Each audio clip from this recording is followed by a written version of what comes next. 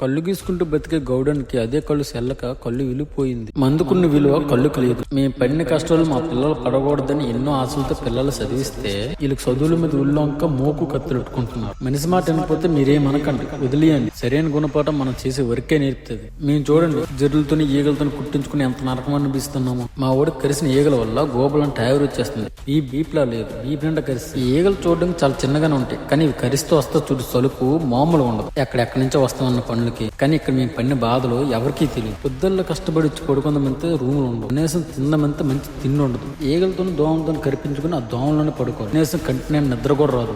6 నెలల చెట్టు ఈ కాయల కోసం ఎక్కుతాను. ఇంటికడ పరిస్థితి బాగోలేక తప్పని పరిస్థితులు ఈ పని చేస్తాను. నా జీవితాలు ఇంతే, మరి మారాలన్నా సరే చాలా కష్టం. మండు టెంట్లోని సెంటిక్పై తడిసిపోతున్నాం. కనీసం మీ జీవితాలను బాగుపడితేనే మీ తల్లిదండ్రులు ఎంత ప్రేమతో మిమ్మల్ని చదివిస్తున్నారు. కానీ మీరు మాత్రం అస్సలు మాట వినట్లేదు. ఇప్పుడు ఈ టెంటైర్ల బండికి ఇప్పుడు బొండాలు తీయాలి. బీహార్ కుర్రోడు లారీ డ్రైవర్ మన ఫాలోవర్. మన వీడియోస్ అంతవరకు వెళ్తానంటే సూపర్ కదా. మీరు చూస్తున్నప్పుడు ఈ జీవులు అయితే చిట్టి పిల్లలు అనమాట. మాకు ఇవి చెట్ల మీద దొరికి మేము అక్కడే ఒగ్గేసాం అనుకో. తీతంతా అయిపోయిన తర్వాత మొన్న వచ్చిన గాలివానికి కింద పడిపోయిన కొబ్బరి చెట్లు అడ్డ చేస్తున్నారు మా కుర్రాలు.